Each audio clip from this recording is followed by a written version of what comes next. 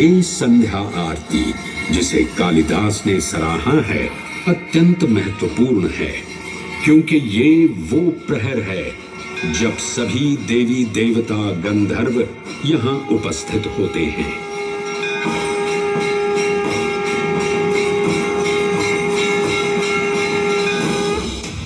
उज्जैन की महिमा अद्वितीय है। सतयुग, त्रेता युग, द्वापर युग और कलयुग, हर युग में इसका अप्रतिम महत्व रहा है। इस काल यात्रा में सबसे पहले आपको सतयुग के उस कालखंड में ले चलता हूं जहां देव और दानव एकत्रित हैं समुद्र मंथन करने के लिए। मन की आंखों से कल्पना कीजिए, भगवान विष्णु ने कूर्म का रूप ले मंदरांचल पर्वत को अपनी पीठ पर उठा रखा है। सागर से विकराल लहरें उठ रही हैं, मेघ भयानक गर्जना कर रहे हैं। देव और दानव वासुकी सर्प को नेति बना और मंदार पर्वत को मथनी बना सागर को मथ रहे हैं कि तभी जल का पाप कालकूट विष निकलता है और पूरी सृष्टि को अपने ताप से झुलसाने लगता है। इस भयावह स्थिति ने देवताओं और असुरों के बीच हाहाकार मचा दिया। ये कैसा अनर्थ है? लक्ष्य था अमृतत्व का, पर अब मृत्यु की विकराल छवि हमारी आंखों के समक्ष मंडरा रही है। इस भयंकर संकट से केवल वही उद्धारकर्ता मुक्ति दिला सकते हैं जो समस्त विश्व के परम संरक्षक हैं।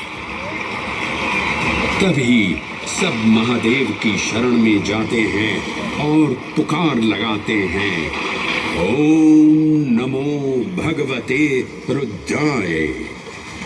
और फिर तुष्टा महादेव भक्तों की गुहार सुनते हैं, कैलाश से उतरते हैं, विष को अपनी अंजुलि में भर अपने कंठ में धारण करते हैं।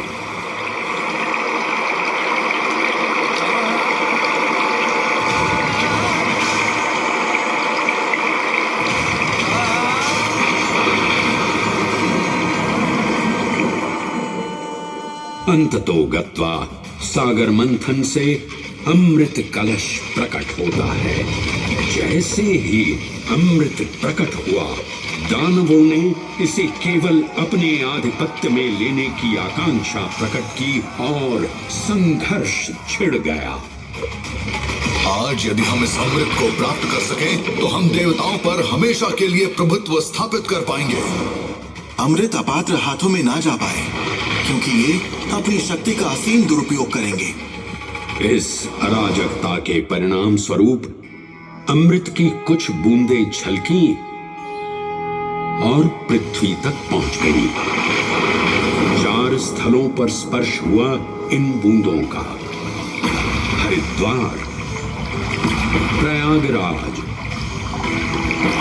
नासिक और उज्जैन। अमृत की इन्हीं बूंदों के कारण उज्जैन में हर 12 वर्ष पर कुंभ सिंहस्थ मेले का आयोजन होता है। भगवान शिव की लीला देखिए, लोक कल्याण के लिए स्वयं विषपान किया और अपनी नगरी पर अमृत वर्षा करवाई।